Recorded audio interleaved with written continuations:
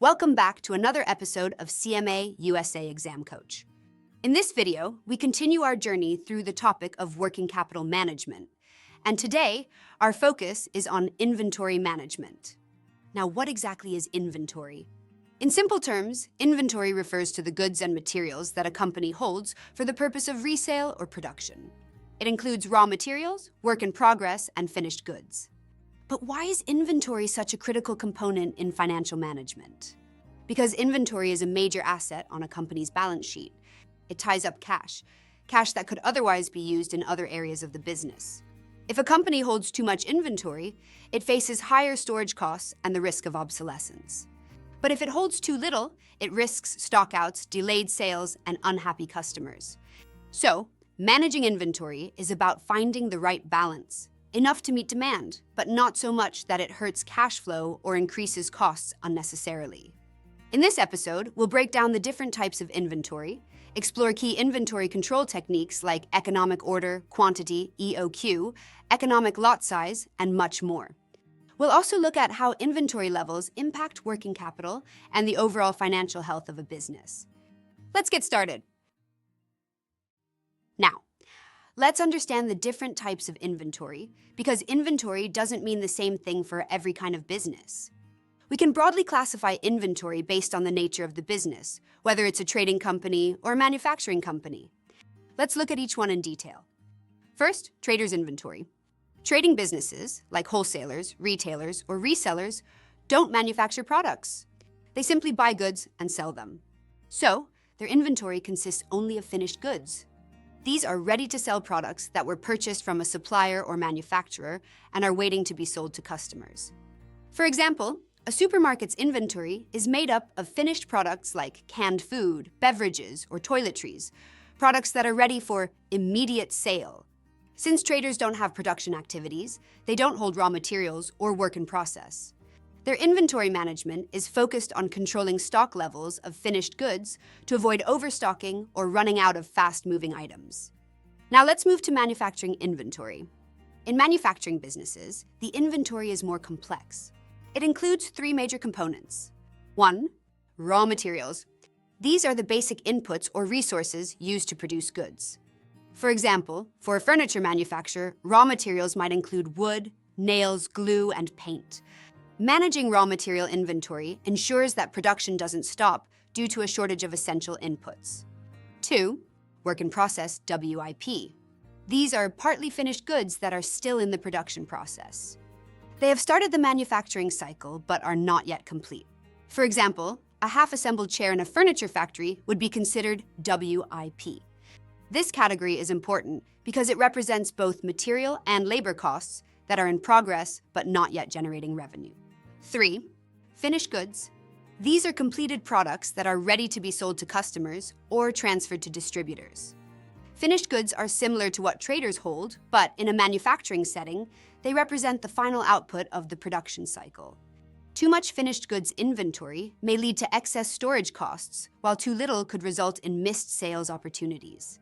So, in summary, trading companies hold only finished goods, while manufacturing companies maintain three types of inventory: raw materials, work in process, and finished goods. Now that we know what inventory is and the different types, let's move on to an important topic: the different costs associated with inventory. Understanding these costs is crucial because effective inventory management is all about balancing these costs to optimize profitability and working capital. There are 5 key inventory-related costs that every CMA student should know. 1. Purchase cost. This is the cost of buying inventory, all cost related with purchasing the inventory and making the inventory available. In-company warehouse includes cash paid to supplier, transportation, loading and unloading, insurance, duties, and taxes. Let's say a company purchases 1,000 units of a product at $10 per unit. That means the purchase cost is 1,000 units multiplied by $10 equals $10,000. Purchase cost is often the largest part of total inventory investment, especially for trading companies. While this cost is usually fixed per unit, discounts can be offered for bulk purchases. We'll see how this ties in with economic order quantity later. 2. Carrying cost, also called holding cost. Carrying cost refers to the cost of holding or storing inventory over time. This includes storage space, insurance, depreciation, obsolescence, and opportunity cost of tied-up capital. Let's say the company holds an average of 500 units in inventory over the year, and the carrying cost per unit per year is $2. So, carrying cost equals 500 units times $2 equals $1,000 per year. This cost increases if you hold more inventory, so businesses must find the sweet spot, enough inventory to meet demand, but not so much that storage costs rise unnecessarily. 3. Stockout cost. Stockout cost is the cost of running out of inventory. This includes lost sales, customer dissatisfaction, or even the cost of emergency restocking. For example, imagine a store runs out of a popular product and loses 50 sales, each worth $20 profit. That's 50 multiplied by $20 equals $1,000 lost in profit. Additionally, customers might go to a competitor and never return. That long-term impact can be much higher than just one lost sale. So, while holding too much inventory is costly, having too little can also hurt the business. 4. Ordering cost. This is the cost of placing and processing an order for inventory. It includes administrative work, shipping charges, and inspection. Let's say the ordering cost per order is $100, and the company places 12 orders a year.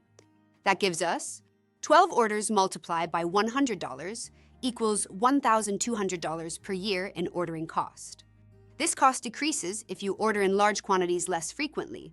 But remember, larger orders mean higher carrying costs. So again, it's a trade-off. 5. Setup cost for manufacturers. In manufacturing, there's an extra category called setup cost, which is the cost to prepare machines and processes for a production run. Let's say each time the factory changes over to a different product batch, it costs $500. If they do this 10 times a year, 10 setups times $500 equals $5,000 per year in setup costs. This is similar in nature to ordering cost, but specific to internal production. To summarize, purchase cost is what you pay per unit. Carrying cost is cost of holding inventory. Stockout cost is the cost of running out of stock. Ordering cost is cost of placing inventory orders. Setup cost is the cost to prepare manufacturing equipment. Each of these costs affects the decision on how much inventory to order and when. Now let's understand some key terms that are essential for managing inventory efficiently. These terms help us decide when to order and how much to keep in stock to avoid stockouts and delays. We'll cover 3 important concepts. 1. Inventory lead time. Lead time is the time delay between placing an order and actually receiving the goods. For example, let's say a company places an order with a supplier on June 1st and the goods arrive on June 10th. In this case, the lead time is 9 days. Lead time is important because during this period, the company continues to sell or use inventory. If we don't account for lead time, the stock might run out before the new inventory arrives, causing delays or lost sales. Some businesses also include internal lead time, like inspection or unpacking time after delivery. 2. Reorder point. The reorder point is the inventory level at which a new order should be placed to replenish stock before it runs out.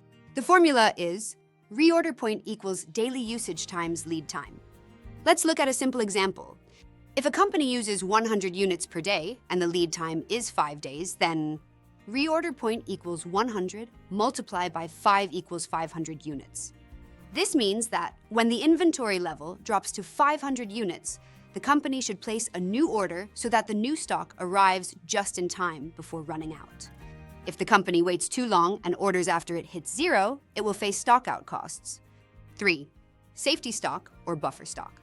Safety stock is the extra inventory kept on hand to protect against unexpected spikes in demand or delays in supply. Let's say the company usually sells 100 units per day, but occasionally demand spikes to 130 units. Or the supplier sometimes delivers a few days late. To avoid stockouts in such situations, the company adds a safety stock, let's say of 200 units. So now, instead of placing the order at exactly 500 units, as per our earlier example, the reorder point becomes reorder point equals daily usage multiply lead time plus safety stock equals 100 multiplied by 5 plus 200 equals 700 units. This means the company will place a new order when inventory reaches 700 units, giving them enough buffer to absorb unexpected situations. Safety stock is especially important for critical items, seasonal fluctuations, or when supply chains are not reliable. Let's summarize. Inventory lead, the time gap between ordering and receiving inventory. Reorder point, the inventory level at which a new order is placed. Safety stock, the extra stock kept as a cushion for uncertainties. Now let me also mention how we can express the reorder point in the form of an equation.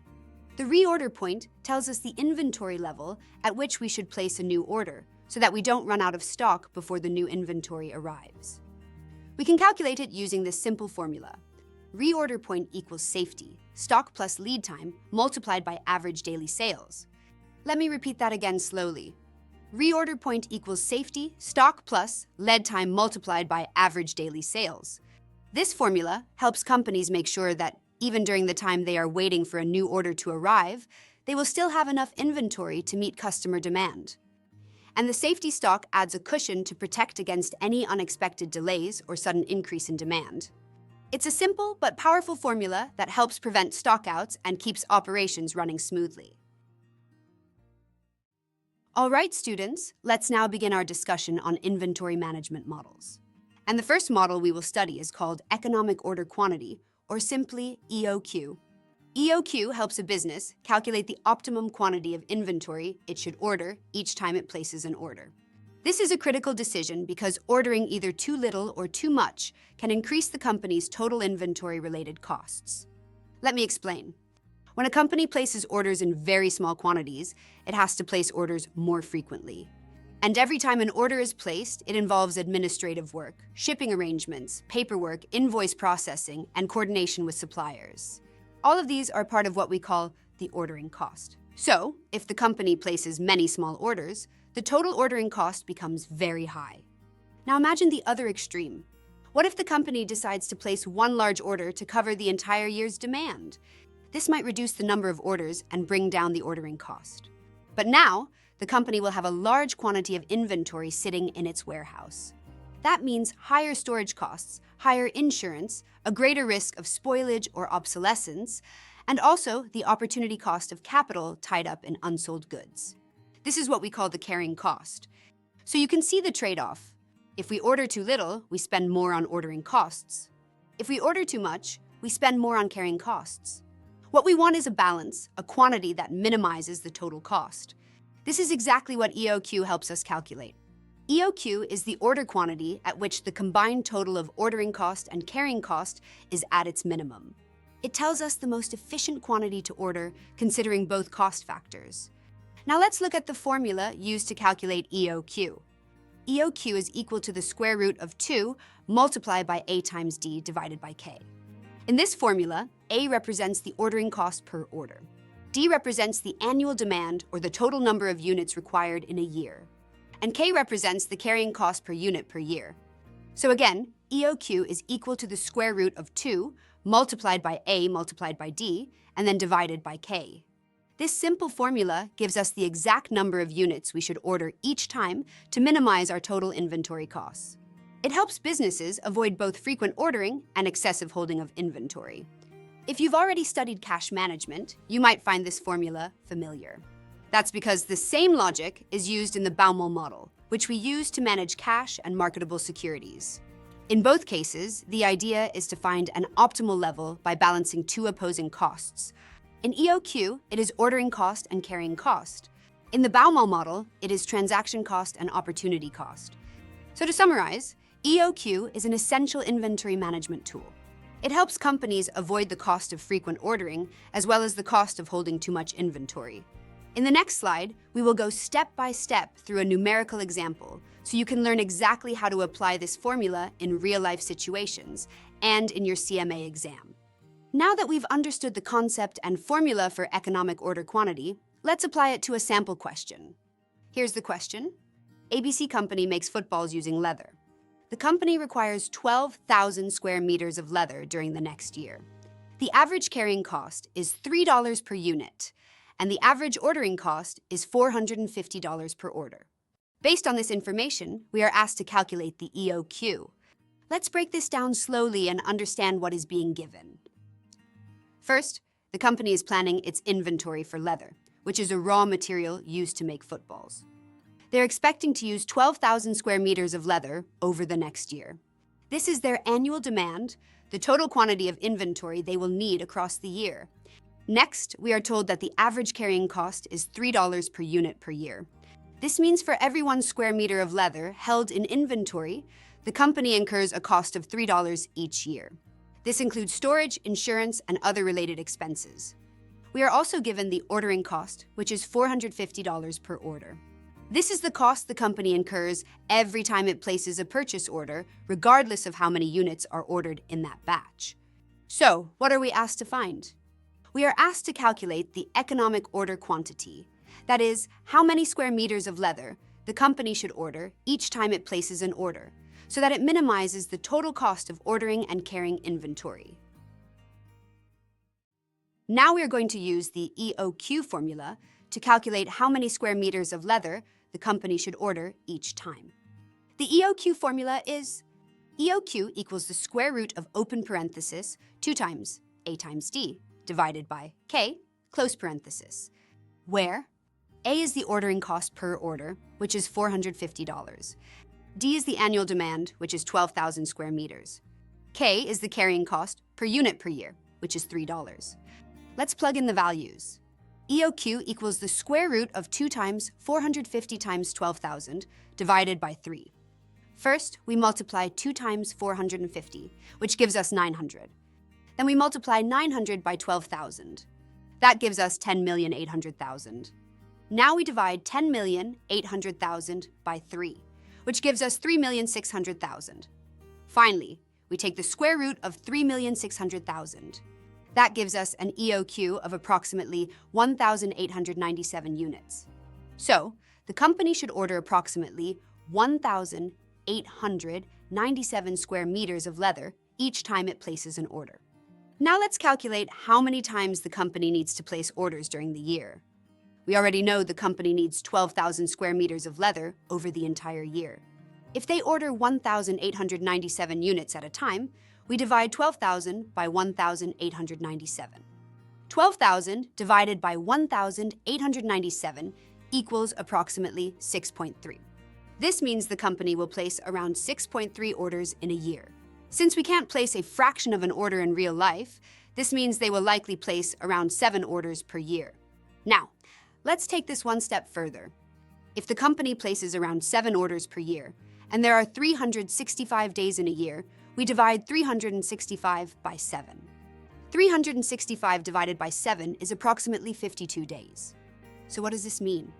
It means that the company should place an order roughly once every 52 days in order to maintain an optimum inventory level, minimize total costs, and avoid overstocking or stockouts. This is the power of the EOQ model. It gives clear, data-driven answers that help the company plan inventory purchases efficiently, reduce unnecessary expenses, and improve working capital management. Let's look at another important area related to inventory management: how to calculate the carrying cost of inventory. In this question, we are going to break down each component that makes up the total carrying cost so you understand how to apply it in the real world and in your CMA exam. Let's begin by reading and understanding the scenario. We are told that a company purchases inventory at a total cost of $380. In addition, they incur a transportation charge of $20.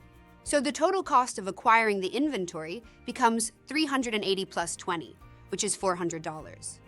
This total cost of $400 is now the value of 1 unit of inventory, fully delivered and ready to be stored. Now, we are told that the company applies a 9% annual opportunity cost on the capital invested in inventory. That means the business expects to earn 9% per year if that money were invested elsewhere. So, holding inventory has an opportunity cost. We are losing the chance to earn that return. Let's calculate that now. 9% of $400 is $36 per year. That's the annual opportunity cost of holding 1 unit of this inventory. Now we are asked to calculate this on a monthly basis. So, we divide $36 by 12 months, which gives us $3 per month. This is the monthly opportunity cost of holding that unit in stock. In addition to this, we are told there are other carrying expenses, such as storage and insurance, which total $15 per month. So, now let's calculate the total monthly carrying cost. We add the monthly opportunity cost of $3 and the other carrying expenses of $15. This gives us a total carrying cost of $18 per unit per month. The unloading cost, or the cost of placing an order, may choose not to include them in the per unit carrying cost calculation. Why is that? Because these types of costs are usually fixed per order, not per unit. That means the cost remains the same no matter how many units we order. Whether we order 10 units or 1,000 units, the cost of unloading or the administrative cost of placing the order will be the same. Since carrying cost is calculated per unit, we only include those expenses that actually vary with the number of units held in inventory, like storage cost, insurance, or opportunity cost. However, if any of these costs are given on a per unit basis, then yes, we must include them in the carrying cost calculation. So remember, only include costs in the per unit carrying cost if they apply per unit. If they apply per order, they are treated separately as ordering costs in the EOQ formula. Let me repeat that clearly. The total cost to carry 1 unit of this inventory for 1 month is $18. This includes both the opportunity cost of the capital tied up in the inventory and the physical costs of storing and protecting the item. This type of calculation is extremely important in inventory planning, especially when comparing suppliers, evaluating purchase discounts, or applying the EOQ formula. Always remember, carrying cost is not just storage. It includes everything related to holding the inventory, including lost investment opportunities. Let's review another important question related to inventory management, calculating average inventory when safety stock is involved. Here's the question. ABC Manufacturing Corporation uses the standard economic order quantity model. For product X, the economic order quantity is 200 units. In addition, ABC maintains a safety stock of 50 units for this product. The question asks, what is the average inventory of product X? Let's understand what is given and what is being asked. We know that the economic order quantity, or EOQ, is 200 units. This means that ABC orders 200 units of product X every time they replenish their stock. We also know that there is a safety stock of 50 units. Safety stock is extra inventory held to protect against unexpected demand or supply delays. It acts as a buffer. Now, to calculate average inventory, we need to understand the minimum and maximum inventory levels. The minimum inventory is the safety stock itself, which is 50 units. This is the lowest amount of inventory ABC wants to keep at any time. The maximum inventory is the safety stock plus the EOQ. So, that would be 50 plus 200, which equals 250 units. This is the highest inventory level right after a new order arrives. Average inventory is calculated as the average of the minimum and maximum inventory. In other words, we add the minimum and maximum inventory and then divide by 2. So, average inventory equals 50 plus 250 divided by 2. 50 plus 250 equals 300, and 300 divided by 2 gives us 150 units. Therefore, the average inventory of product X is 150 units. This average inventory value is important for calculating carrying costs, planning warehouse space, and managing working capital. Remember, whenever safety stock is involved, always include it when calculating minimum and maximum inventory levels, and then find the average. All right, students, now that we've covered economic order quantity, let's move on to our second important inventory management model called economic lot size. This model is mainly used by manufacturers to decide how many units they should produce in each production run. Think about a factory that makes products using machines. Every time the factory starts a new production run, it has to spend time and money setting up the machines. This setup cost can be significant. At the same time, if the factory produces too many units in one run, it will have to store a large amount of finished goods, which increases the carrying cost. On the other hand, if the factory produces very small lots frequently, it will have to pay the setup cost many times, increasing the total setup cost. The economic lot size model helps manufacturers find the optimal number of units to produce in each run, so that the total cost of machine setup and carrying inventory is minimized. In simple words, economic lot size balances the cost of setting up the machines and the cost of holding inventory just like EOQ balances ordering and carrying costs. This model is very useful because it helps manufacturers improve efficiency, reduce unnecessary expenses, and keep production and inventory in balance. Before we close this episode, let's quickly review a key inventory management ratio that we have actually discussed in one of our earlier sessions. You'll find it under the topic of financial ratios or activity ratios. The ratio we're talking about is the inventory turnover ratio, often abbreviated as ITR. This ratio helps us understand how efficiently a company is managing its inventory. More specifically, it tells us how many times the inventory is sold or replaced over a given period, usually 1 year. The formula for inventory turnover ratio is inventory turnover equals cost of goods sold divided by average inventory. Let me explain this in simple terms. The numerator, which is the cost of goods sold, represents the total cost of the products that were sold during the year. The denominator, average inventory, tells us the average value of inventory held by the company during that year. So, by dividing the cost of goods sold by average inventory, we get a number that shows how many times the inventory has turned over, or in other words, how many times it has been completely used up and replaced.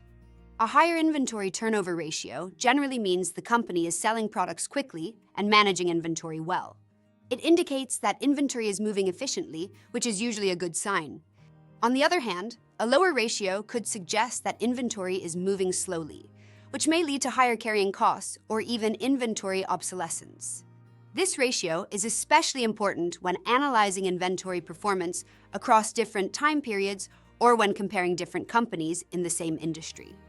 If you want a more detailed explanation with examples and interpretations, I recommend revisiting the episode where we discussed activity ratios. That's where we went deeper into inventory turnover and how to use it in financial analysis. In summary, inventory turnover ratio is a powerful tool that connects financial data with an inventory management, and it gives valuable insights about a company's operational efficiency. Before we wind up, let's take a quick moment to summarize what we've covered in this episode on inventory management. First, we introduced the concept of inventory management and why it plays a crucial role in working capital planning.